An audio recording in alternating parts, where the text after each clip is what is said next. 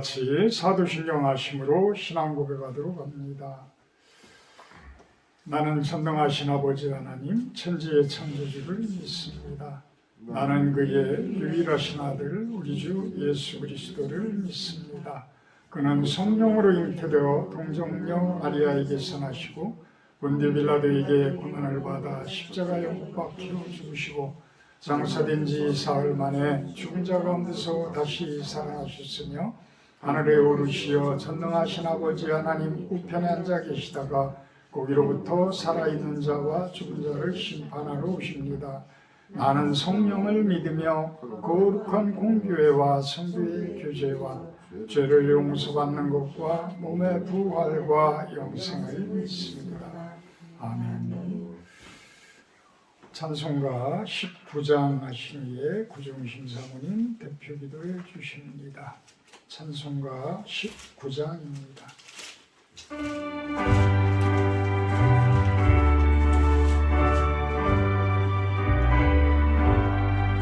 찬송하는 소리 있어 사랑 기뻐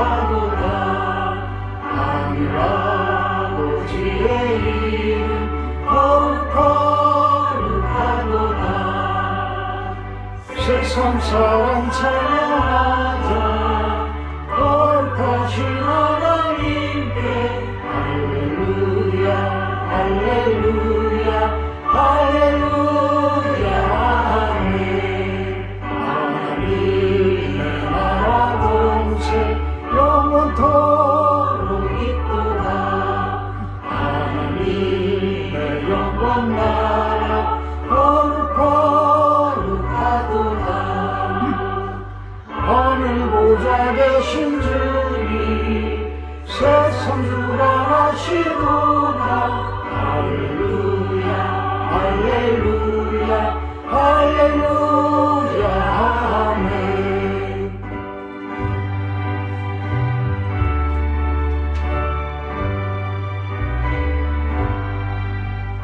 하나님의 크신 섭리 그 뜻대로 되도다.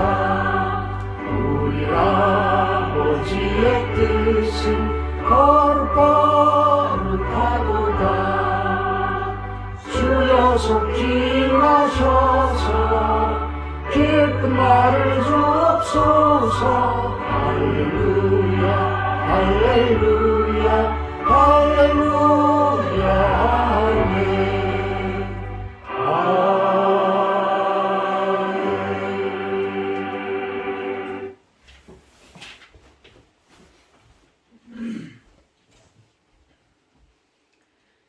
사랑의 하나님 아버지 감사합니다.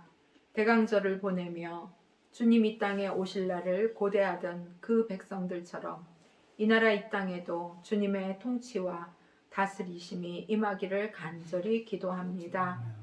정치권이 너무나 어렵고 온 나라가 개파로 나뉘어 분쟁하며 대통령의 탄핵을 외치고 있는 참으로 어두운 현실 가운데 주님의 오심을 고대합니다.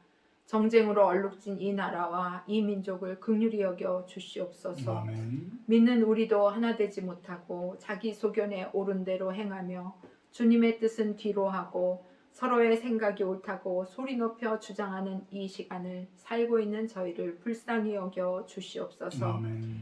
이 나라가 속히 안정을 되찾을 수 있도록 위정자들을 도우시고 가장 좋은 방안이 모색될 수 있도록 지혜와 명철을 부어 주시옵소서. 아멘.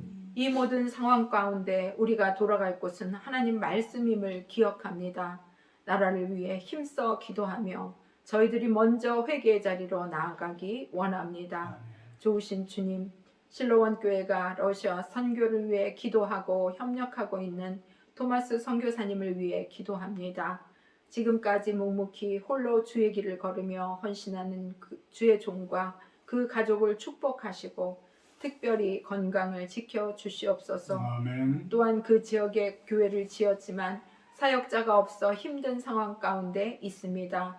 하나님의 부르심을 입은 신실한 현지 사역자를 붙여주셔서 그 지역에 복음이 전해지고 그것을 발판으로 북한의 문이 열리면 복음을 전하는 교두보의 역할을 감당할 수 있는 곳이 되리라 믿습니다. 아멘. 주님 도와주시옵시고 선교사님의 안전과 건강을 지켜주시고 돕는 믿음의 동역자들을 붙여주시옵소서. 실로원 교회 성도님들을 축복하시고 예배와 말씀에 깊은 성령의 기름 부으심을 부어주셔서 말씀이신 예수 그리스도를 날마다 먹음으로 하나님의 역사가 드러나게 인도해 주시옵소서. 아멘. 다윗의 아둘람 공동체와 같이 환난당하고 빚지고 원통한 자들이 모여 말씀으로 고난이 해석되며 말씀을 살아내고 말씀을 누리고 나누는 삶이 되어지기를 간절히 기도합니다. 건강의 문제로 교회에 출석하지 못하는 유석용 집사님, 주님의 품으로 돌이키기 원하는 조희철 성도님, 예수님을 믿기 원하는 가까운 이웃인 최병옥, 정일목, 장종, 김진선, 주님의 귀한 종들의 이름을 주께 올려드립니다. 모두가 다 나와서 예수 그리스도를 만나 새로운 삶을 살 수 있도록 인도해 주시옵소서. 아멘. 이 시간 목사님을 통해 대언하시는 하나님의 말씀의 능력을 의지하며 그 말씀에 순종함으로 나아갈 때 우리의 양식이 되어 변화와 복된 삶으로 인도하실 줄 믿습니다. 아멘. 성령께서 함께 하시고 인도하실 줄 믿으며 예수 그리스도 이름으로 기도합니다. 아멘. 자, 오늘 말씀은 말라기 2장 말씀입니다. 다 찾으시고 오늘 계속해서 수요 예배는 우리 교독을 하는 걸로 해보겠습니다. 말라기 2장 2절에서 9절까지 우리 서로 제가 한 절 읽으면 여러분들이 한 절. 못 찾았어요. 어디 있어요? 구약 제일 뒤. 그래? 구약 제일 뒤. 구약 성경 제일 마지막에 있습니다. 신약 성경 마태복음 바로 앞에.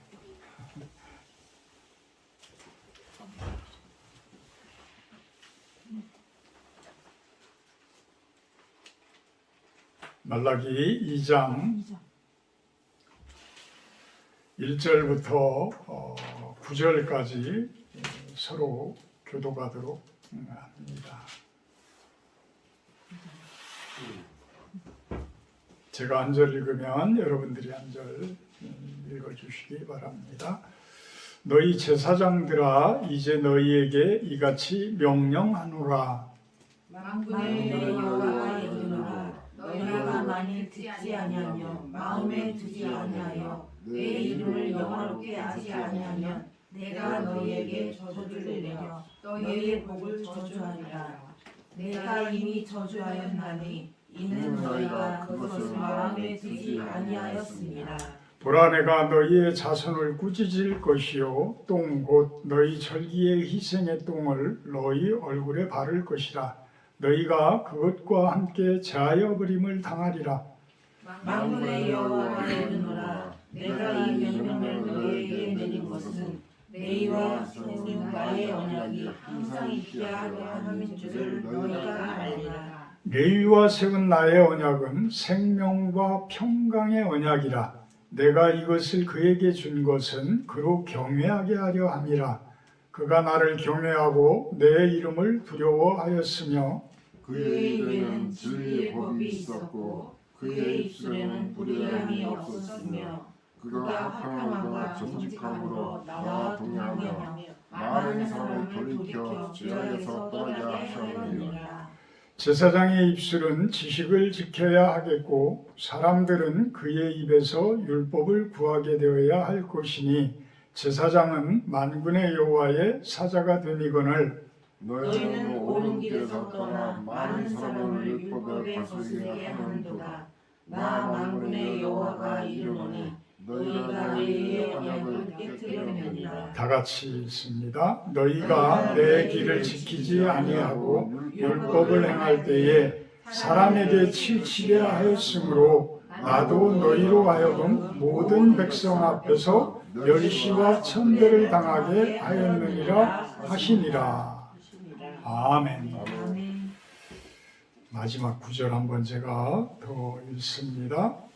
너희가 내 길을 지키지 아니하고 율법을 행할 때에 사람에게 치우치게 하였으므로 나도 너희로 하여금 모든 백성 앞에서 멸시와 천대를 당하게 하였느니라 하시니라. 아멘. 오늘 말씀 제목은 마음을 감찰하시는 하나님, 이렇게 정해봤어요. 마음을 감찰하시는 하나님. 우리의 머리털까지도 다 세신 바 되었다라고 말씀을 하시지요. 그만큼 우리네들을 바라보고 계신다. 감찰하고 계신다. 감찰은 참 좋은 말이기도 하지만 아주 무서운 말이기도 해요.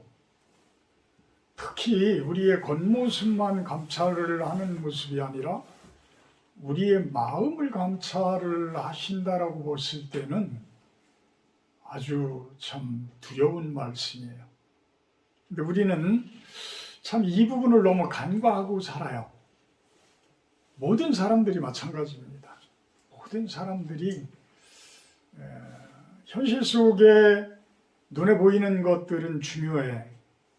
그렇지만 마음속에 있는 거는 그다지 중요하게 생각을 하지를 않아. 내 마음속은 내가 중요하게 생각할지 모르지만 내 바로 옆에 있는 사람, 내 앞에 있는 사람, 내 주변에 있는 사람, 내 이웃에 있는 사람, 그들의 마음을 헤아리기는 참 쉽지 않아요.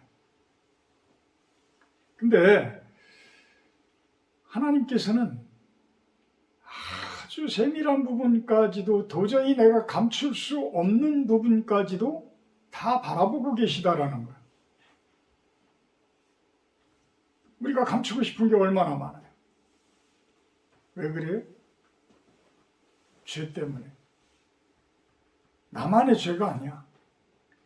이미 우리 조상 대대로 아담 때부터 하와 때부터의 그 죄를 맛본 선과 악을 맛볼 수 있는 그 선악과를 따먹으로 인해서 우리들은 그 짜릿한 맛을 잊지를 못하는 거예요. 그러니까 짜릿하다고 제가 표현을 좋게 하지만 사실은 이것은 마약과도 같은 거예요.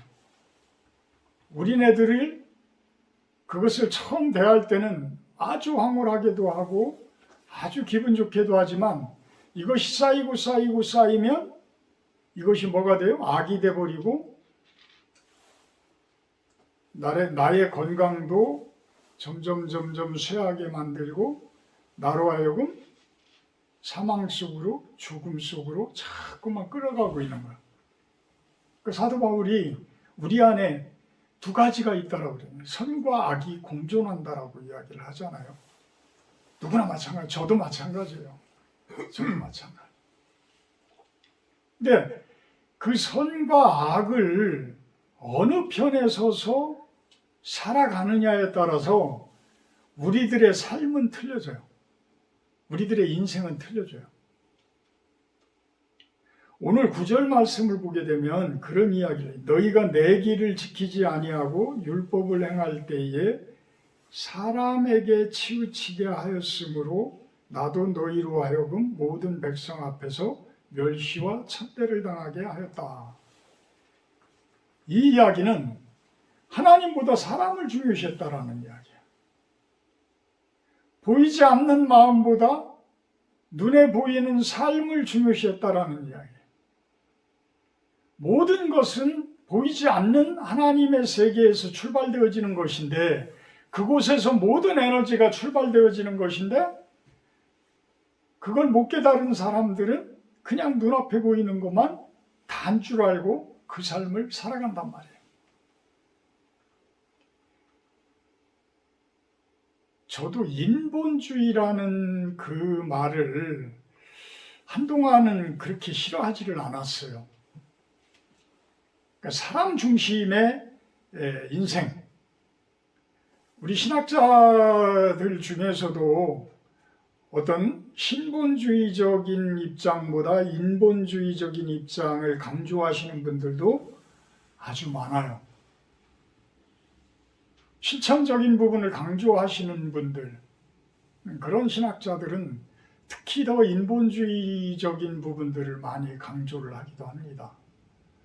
근데 저는 무엇을 강조하는 게 중요하다고 생각을 하지를 않아요. 왜 그러냐면 예수님께서는 보이지 않는 신의 모습이지만 또 눈에 보이는 가장 완벽한 사람의 모습이셨기 때문에 예수님은 우리가 예수님을 보고 표대야 예수님을 보고 쫓아가는 거야. 그래서 그분은 우리 눈에 보이도록 오셨던 분이에요. 그러니까 예수님을 쫓는다라는 이야기는 예수님을 만나러 가는 거예요.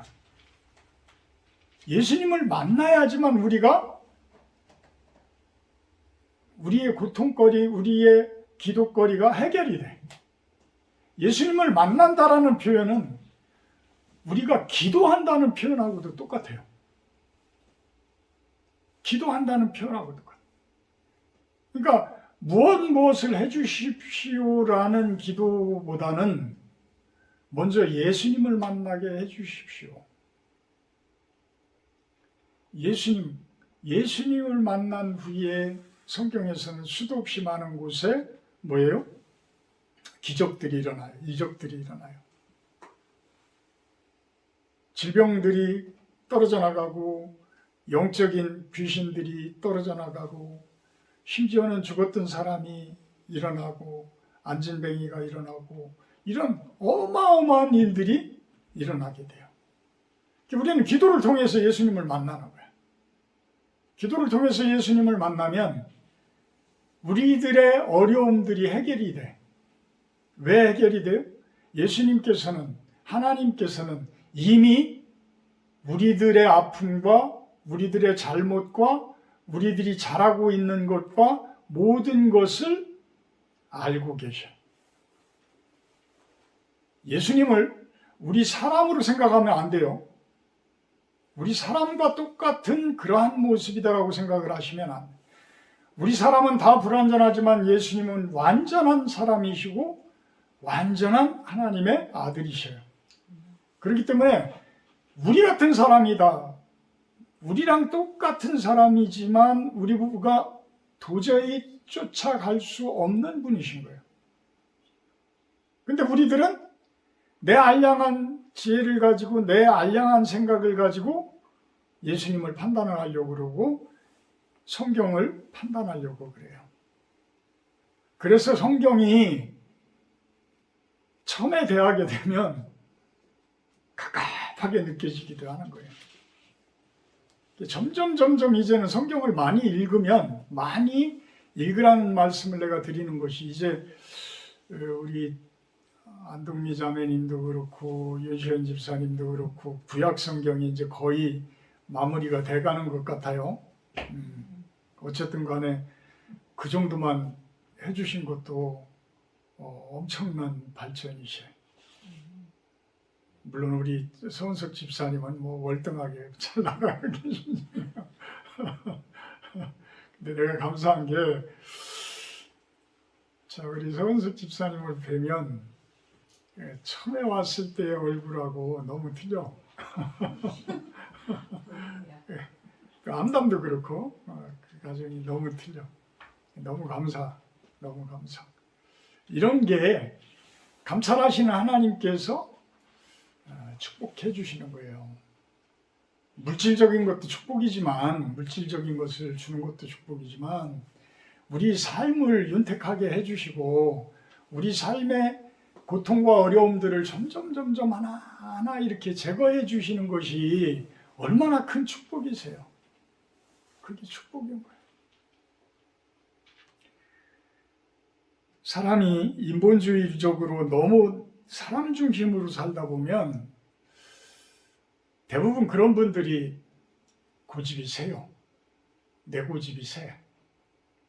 그래서 주변에 있는 사람들, 말을 잘 못 듣는 사람들, 주변에 있는 사람들이 좋은 이야기를 해주는데도 그거를 실천에 못 옮기는 성격이다. 내가 그런 성격이다 그러면 특히 더 성경을 많이 보셔야 돼. 왜 성경을 많이 봐야 되냐고 그러냐면 감찰하시는 하나님께서 이 성경 말씀을 통해서 나에게 얘기를 해주시기 때문에. 그래서 그 말씀 가운데서 우리가 깨달음이 와요. 깨달음. 그래서 그 깨달음이 오면서 하나하나 이것들이 나의 잘못되어진 부분들이 고쳐지게 되고, 이것이 바로 무슨 이야기냐면 병들어 있는 자가 고침을 받는 거예요.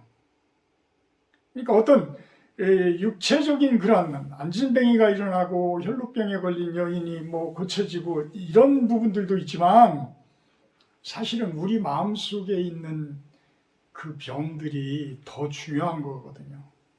그 상처들이 더 중요한 거예요. 내 안에 있는 상처. 내 안에 있는 상처들이 치료되어지려면 하나님의 말씀의 능력이 가장 좋은 치료제예요. 그래서 말씀을 자꾸 보면 그것이 나를 어루만져 주시고 나를 치료해 주신다라는 거예요.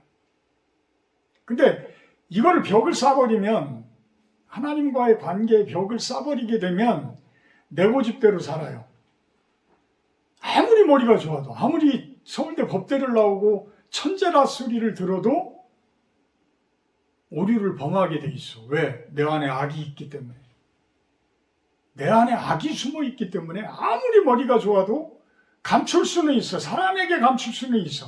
그렇지만 하나님에게는 못 감춰요. 하나님에게는 못 감춰요. 못 감추게 되면 어떤 결과가 나오냐면 삶이 삐그덕거려. 100%예요. 그거는 삶이 삐그덕거려. 왜? 하나님께서 법을 그렇게 만들어 놓으셨기 때문에, 섭리를 그렇게 만들어 놓으셨기 때문에 거기에서 내 고집대로 살면 나는 죄를 지을 수밖에 없고 내 속에 있는 악이 살아나. 악이 살아나. 그래서 주변 사람들과의 관계가 삐그덕거리게 돼 있어. 제일 처음에는 가장 가까운 부부지간에, 그 다음에는 자녀들 문제, 가족 문제, 어떤 이웃과의 문제, 사회적인 문제, 모든 게 삐그덕거리게 돼 있어요. 그래서 심지어 이제 그런 생각도 해봐요. 뭐냐면 우리들이 지금 당하고 있는 이 어려움은 사실은 내 죄값을 치르는 것이다. 내 죄값을 치르는 것이다. 근데 이 죄값을 치르는 것은 나쁜 게 아니에요. 나쁜 게 아니에요. 왜? 죄값을 치르고 있기 때문에. 더 이상 죄를 적게 접하게 되면 뭐예요? 점점 삶이 좋아지는 거예요. 점점 더 이상은 죄를 안 지키게 되니까. 죄값을 치른다는 이야기는 그 상처를 치료해 나가는 과정들이란 말이에요.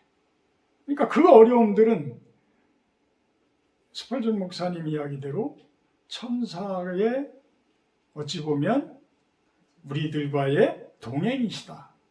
동행이다. 라는 말하고도 똑같아요.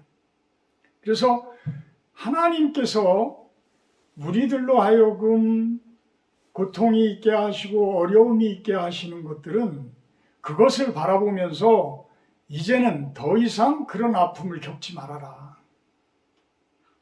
무엇으로? 예수님의 말씀으로 치료해라. 예수님의 말씀으로 치료하고 더 이상은 그런 아픈 일들을 겪지 말아라. 근데 하나님을 모르는 사람, 하나님을 거부하는 사람들은 뭐예요? 내 고집대로 살기 때문에 항상 그런 죄에 노출되어 있어. 어둠의 세력이 가만 놔두지를 않아. 내 안에 나를 지켜주는 천사가 내 안에 있지 않으면, 내 안을 지켜주는 천사가 누구예요? 성령 하나님이에요. 성령님께서 내 안에 계셔야지만 악의 공격으로부터, 어둠의 공격으로부터 나를 지켜주실 수가 있는 거예요. 근데 이 부분을 망각하고 내 고집대로 살게 되면 엄청난 일들이 일어나는 거예요. 우리 구약 성경 이제 거의 다 읽으셨으니까 사울 왕이라는 왕과 다윗 왕과의 그 관계들을 여러분들은 아실 거예요. 사무엘 상하, 역대 상하 속에 있는 그 사울 왕, 이스라엘의 최초의 왕이에요. 근데 이 왕은 처음에는 기름 부음을, 사무엘이 기름을 부었을 때는 성령이 충만해졌어. 그래서 예언도 해. 또한 사무엘이 있는 그 곳에 갔을 때도 다른 죄를 저지르다가도 그 사무엘이 있는 선지자들이 있는 그 동산 안으로 들어갔을 때는 또 가서 성령의 충만함을 받아서 예언도 해. 그런데 나오기만 하면 하나님이 부리는 악령이 사울을 아주 악하게 만들어가지고 다윗에게도 단창을 던지게 하고 자기 자식인 요나단에게도 단창을 던지고 죽이려고 하고 이런 악한 모습들이 보여요. 그 사람의 최후는 어떻게 죽어요? 결국은 전투에서 그 활에 맞아서 그것도 우연히 쏜 활에 맞아가지고, 응? 누가 아주 잘 조종해가지고 쏜 것도 아니고 우연히 쏜 화살에 맞아서 결국은 자기 칼에 자기가 엎드러져서 죽는단 말이에요. 이런 모습은 심판인 거예요. 하나님의 심판이에요. 근데 그와 비해서 다윗은 항상 하나님의 마음에 맞는 사람이에요. 그런데도 다윗 속에 있는 악은 어떻게 해요? 바세바라는 여인과 간통을 하게 하고 그 우레아라는 그 남편을 전장으로 보내서 죽게 만들고 이런 어마어마한 죄를 저질러요. 그러면 다윗도 그렇게 죽어야지. 근데 다윗은 왜 안 죽었어요? 하나님께 철저히 울부짖으면서 회개를 했기 때문에. 회개를 했기 때문에. 그 철저히 울부짖는 그 모습이 뭐냐면 마음속에 하나님의 심판을 제대로 받았다라는 이야기. 육신적인 어떤 심판은 그것도 힘들지만 심적인 그 심판은 내 마음에 달려있는 거예요. 내가 얼마나 하나님 앞에 엎드리느냐에 달려있는 거예요. 그러면 살인죄가 그것도 남의 마누라를 뺏어온 그 죄인이 얼마나 큰 회개를 해야지만 하나님께서 용서를 하셨겠어요. 그런 어마어마한 죄의 그 죄값을 치름으로 인해서 그 눈물 뿌리는 회개의 그 죄값을 치름으로 인해서 하나님께서는 오히려 다윗을 이 지상 왕국에 지상 하나님 나라라고 하는 그 가나안 땅에 통일 왕국을 세우도록 만들어 주신 거예요. 우리 모두는 다 그래요. 우리 모두는 다 죄인들이야. 죄가 없는 사람이 없어. 다만 무엇이 중요하냐? 회개가 중요하단 말이에요. 회개. 내가 얼마나 회개를 해서 그 값을 치러내느냐에 달려있는 거야. 그거에 우리의 미래가 달려있고 우리 앞날이 달려있단 말이에요. 우리의 인생이 달려있는 거예요. 남은 인생이 달려있어.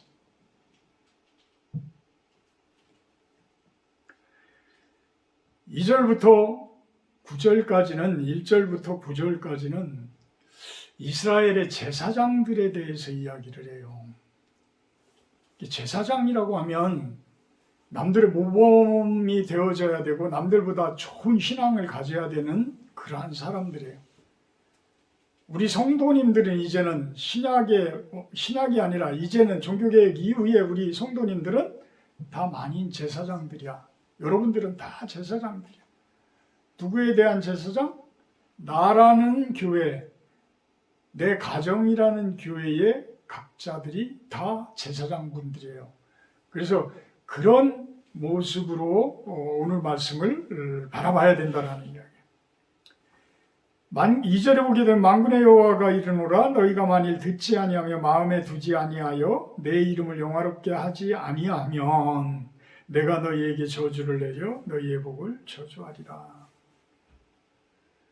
그러니까 저주를 안 받고 싶으면, 축복을 받고 싶으면 하나님의 이름을 영화롭게 해라. 하나님의 이름을 영화롭게 해라. 하나님의 칭찬을 들으라는 이야기예요. 하나님께 칭찬을 받으라는 거예요. 그래서 아침에 일어나면 아침 묵상이 어려우면 아침 기도, 저녁에 자기 전에 묵상할 수 있으면 좋죠. 묵상 30분이 됐든 이렇게 성경 읽어가면서 1시간이 됐든 읽으면서 기도로 마무리하는 하루. 그런 모습들이 다 하나님을 영화롭게 하는 거예요. 하나님을 영화롭게. 그래서 그것이 1년이 되고 2년이 되고 계속 이제 쌓여 나가다 보면 여러분들에게 하나님께서 이렇게 복을 주시는구나. 하나님께서 이렇게 우리들을 회복시켜 주시는구나. 이렇게 우리 가정을 치료해 주시는구나. 이것에 대한 이제 감사가 있어지게 되어져요. 그런 삶을 사시기를 축원합니다. 그러면서 5절에 보게 되면 레위와 세운 나의 언약은 생명과 평강의 언약이다. 생명과 평강의 언약. 생명이 없으면 어떻게 돼요? 죽는 거예요. 생명이 계속 주어지면 우리는 활발하게 살아나는 거예요. 그래서 말씀은, 하나님의 말씀은 생명이라고 그러는 거예요. 그래서 말씀을 우리가 계속 먹게 되면, 영의 양식으로 말씀을 계속 먹게 되면 우리들의 생기는 계속 활발하게 살아나는 거예요. 활발하게 살아난다. 그러면서 그 말씀이 충만되어질 때 우리에게 무엇이 주어져요? 평강이 주어진다라는 거예요. 생명과 평강을 주시겠다라는 거예요. 언제까지? 영원히. 영원한 생명을 주신다라고 표현하죠. 영원한 생명. 지금부터의 영원한 생명. 지금부터의 영원한 생명. 6절에 그의 입에는 진리의 법이 있었고 그의 입술에는 불의함이 없었으며 그가 화평함과 정직함으로 나와 동행하며 많은 사람을 돌이켜 죄악에서 떠나게 하였느니라. 누가? 레위인들이, 하나님과 약속한 제사장들이. 그러니까 우리들의 삶이 이 모습의 삶이 되어져야 돼요. 입에는 진리가 있어야 된다. 진리라는 말씀의 진리가 충만한 그런 모습. 우리의 입술 속에는 불의함이 없고 항상 옳은 바른 그러한 말만 하는 삶. 화평함과 정직함. 많은 사람을 돌이켜서 죄악에서 떠나게 하는 전도의 삶, 선교의 삶. 사실 내가 엉망이면서 상대방에게 전도한다는 건 참 어려운 거예요. 그죠? 그래서 내가 이렇게 믿어보니까 이렇게 좋아지더라? 내가 이렇게 좋은 삶을 살더라? 이래야지만 이게 참된 전도가 되어지는 거예요. 그러잖아요. 내가 체험한 거를 그대로 자신 있게 이야기할 수가 있으니까. 설교도 마찬가지예요. 제가 겪어본 거를 말씀을 드릴 때 힘이 있는 것이지 그냥 카피만 해다가 그냥 달콤한 이야기를 이렇게 하면 힘이 없어. 그건 말씀의 힘이 아니라고 봐요. 결국은 죄인인 우리네들이 이 세상을 살면서 어떻게 우리들이 치료를 받아서 어떻게 우리가 하나님께서 주시는 평강의 삶, 생명이 있는 삶을 살아가느냐, 이게 중요하다는 거예요. 이것이 바로 무엇이냐면 우리들에게 주어진 하나님 나라의 시작이라는 거예요. 하나님 나라의 시작. 물론 우리들이 육체를 탈피하고 이제는 죄악에서부터 완전히 자유함을 힘입는, 그리하여서 하나님 나라로 들어가는 천국으로 들어가는 그러한 모습이 될 때는 완전하게 이루어지죠. 그렇지만 그날을 바라보고 이 현실을 엉망으로 산다? 저는 그건 아니라고 봐요. 저는 아니에요. 왜? 진정한 믿음과 진정한 말씀이 있다라고 그러면 하나님께서 주시는 생명과 평강이 이미 주어졌는데, 그죠? 이미 주어지는 거예요.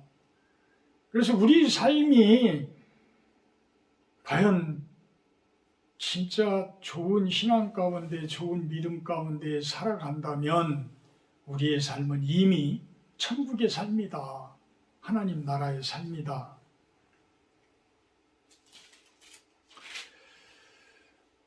(13절) 14절을 보면 무슨 내용이냐면 하나님께서는 13절에 여호와께서는 다시는 너희의 봉헌물을 돌아보지도 아니하시며 그것을 너희 손에서 기꺼이 받지도 아니하시거늘 너희는 이르기를 14절에 어찌 됨이니까 하는도다. 어찌 됨이니까 하는도다. 그러면서 14절 마지막 쪽에 보면 내가 그에게 거짓을 행하였도다 이런 표현을 합니다. 결국은 누구 탓이에요? 우리의 탓이에요. 우리가 하나님께 거짓을 행함으로 인해서 우리가 아무리 봉헌물을 잘 드리려고 하더라도 그 봉헌물이 내 마음이 안 담겨 있기 때문에, 내 본심이 안 담겨 있기 때문에, 내 선한 마음이 안 담겨 있기 때문에 하나님께서는 안 받으신다는 거야.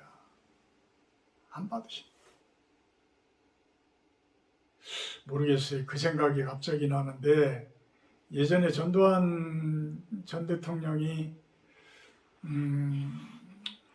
그 백담사에 들어갔죠. 그죠? 백담사에 들어가서 회개를 한다고 백담사에 들어갔는데 노무현 노태우 대통령도 그랬고, 그때 당시에 그분들이 받은 돈이 어마어마했어. 우리들은 생각도 못할 정도의 몇천억이었어. 몇천억. 드러난 것만 몇천억이야. 그러니까 안 드러난 건 얼마나 많겠어. 몇천억. 그러니까 백담사에 가서 뭐 몇백억을 기부를 했느니 뭐 이런 내용들이 이렇게 있었거든요. 제가 백담사를 이렇게 그 설악산 올라가면서 이렇게 지나가면서 그 양반이 우리 대학 다닐 때 수업도 못하게 그렇게 힘들게 했던 사람인데 여기에 있다가 가셨네 이제 그랬는데, 그분이 낸 돈으로 그것이 해결이 됐을까요? 참 해결이 됐다면 그분들의 죽음이 그렇게 초라할까? 저는 요즘에 그런 생각을 해봐요. 예전에 젊었을 때는 막 갖고 싶었던 것도 많고 하고 싶었던 것도 많고 많았었어. 근데 점점 이제 말씀을 가까이 하고 하나님을 가까이 하고 그래서 그런지 하나하나 가지치기가 정리가 돼. 그러면서 저 사람들 뭐 대통령 여지껏 했다라고 하는 사람들이 웬만하면은 그냥 뭐 감옥에 가고 웬만하면 그냥 뭐 자살하고 막 이런 모습들이, 대통령까지 했다는 사람들도 저런데 우리들이 과연 그런 거 많이 가져봐야 무엇할까? 물론 불편한 정도로 삶이 어려운 정도로 물질이 어려우면, 물질이 없으면 그거는 우리의 문제가 다시 한번 둘러봐야 돼요. 그렇지만 너무 많이 가지려고 하고 너무 높은 위치에 올라가려고 하고 너무 좋은 차를 타려고 하고 너무 좋은 집만을 바라보려고 하고, 그러면서 이웃도 제대로 못 받, 이웃과의 따뜻한 그런 말 한마디조차도 못 나눌 정도로 그 생활에, 그 삶에 빠져 있다라면 그것은 결코 하나님께서 바라시는 일이 아니다. 바라시는 일이 아니다. 진정으로 하나님께 드리는 봉헌물은, 진정으로 하나님께 드리는 봉헌물은 진실된 나의 마음, 진실된 나의 마음. 저는 그렇게 생각해요. 진실된 나의 마음. 내가 얼마나 순종하고 얼마나 헌신하느냐에 달려 있어요. 한번 해보세요. 한번 해보세요. 그냥 하나님께 헌금 많이 못해도 아무 상관없어. 아무 상관. 그냥 그 마음을 드리세요. 하나님, 제 마음 아시지요? 제 마음 아시지요? 제 마음 아시지요? 내가 저지른 죄악이 있다면, 저지른 잘못이 있다면 회개하면서 진솔되어진, 충성되어진 그 마음을 보여주라는 거예요. 우리 부부지간에도 그렇잖아요. 내 마음속에서 우러나는 따뜻한 사랑을 보여줄 때에 그 사랑하는 마음이 굳이 표현을 안 하더라도 눈빛만 봐도 알잖아요. 따뜻한 손 한번 잡아주는 걸 가지고도 알잖아요. 그러니까 그런 마음들이 중요하다라는, 그 마음이 하나님께 전달되어질 때에 그것이 참된 봉헌물이라는 거예요. 하나님께 드리는. 앞에 무슨 이야기까지 나와요? 말라기 2장 3절에 보게 되면 너희 자손을 꾸짖을 것이요 똥 곧 너희 절기의 희생의 똥을 너희 얼굴에 바를 것이다. 성경에 똥이라는 말은 그렇게 많이 나오지 않아요. 제사 드릴 때에 그 똥을 재버리는 곳에 가서 태우고 뭐 이런 레위기의 뭐 그런 내용들은 나오지만 똥을 얼굴에 바른다라는 표현은 아주 심한 표현인 거예요. 그죠? 아주 심한 표현이야. 그것도 하나님께서 그 당시에 말라기 예수님이 오시기 430년 전에 이 이스라엘 민족들의 정신적인 영적인 건강 상태가 얼마나 타락되어져 있으면 이런 표현을 해요. 제사장까지도 그러니까 봉헌물 자체가 진솔한 마음으로 올리는 게 아니라 완전히 눈멀은 것들, 어디 다리 저는 것들, 하나님께서 가증히 여기는 것들을 올려준다라는 거예요. 그 가증히 여기는 게 뭐예요? 눈먼 마음을 올려주고 절름발이인 그 마음을 올려주고 사람을 기만하는 것도 약이 오르지만 하나님을 기만하고 있다는 거예요. 하나님을 기만하고 있다. 감히 그것도 일반 사람도 아니고 제사장들이 자 하나님을 기만하지 말고 하나님께 진솔한 마음으로 올려줄 때에 넘치는 그러한 복을 주시겠다라는 겁니다.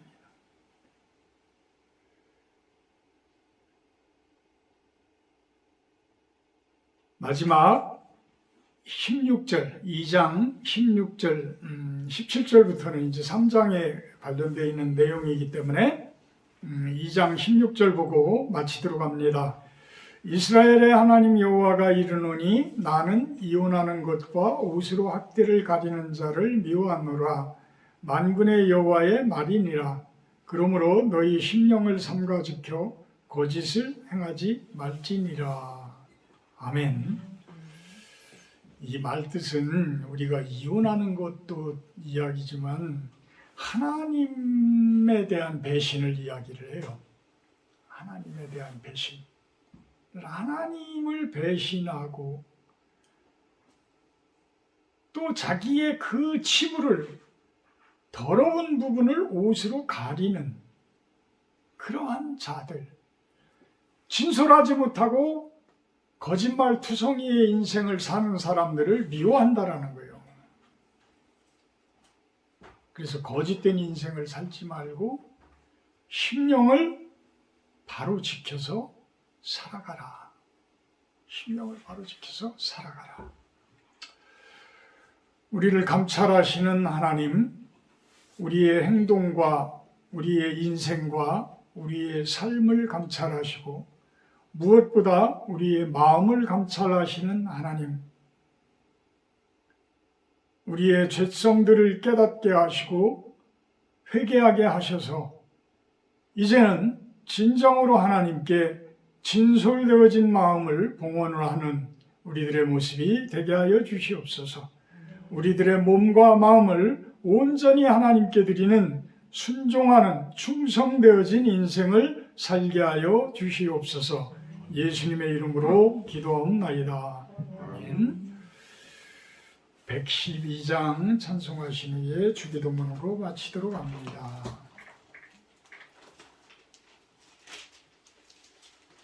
찬송가 112장입니다.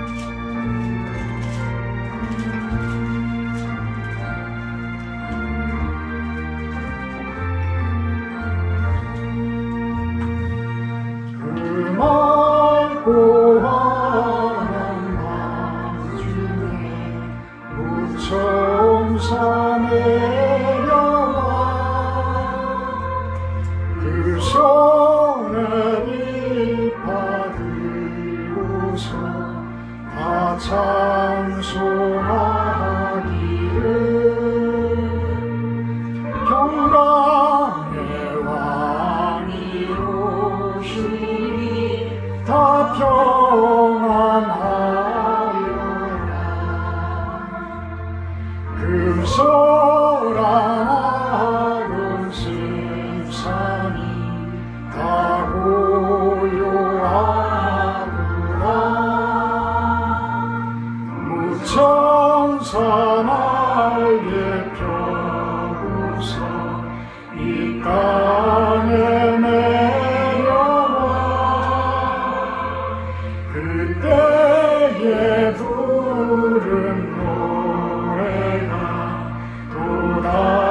다시 들리니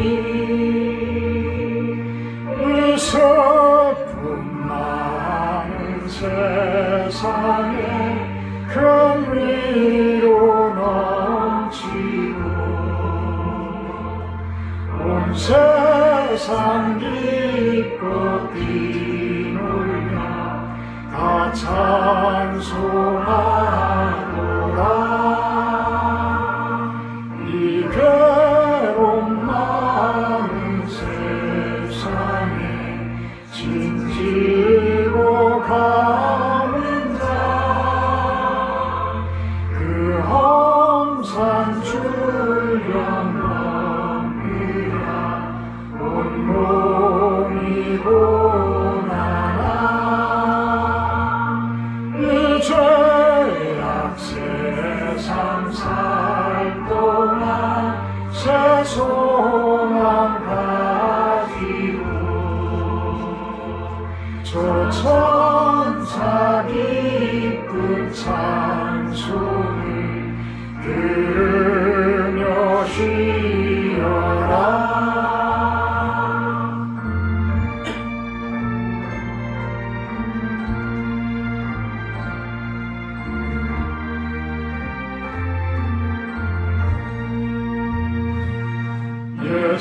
예선지에 오르나요 베들레헴 성에 주 예수 탄생하시니 온 세상 구주라.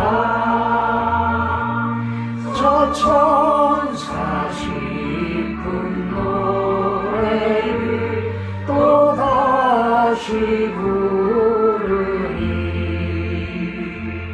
온 세상 사는 사람들 다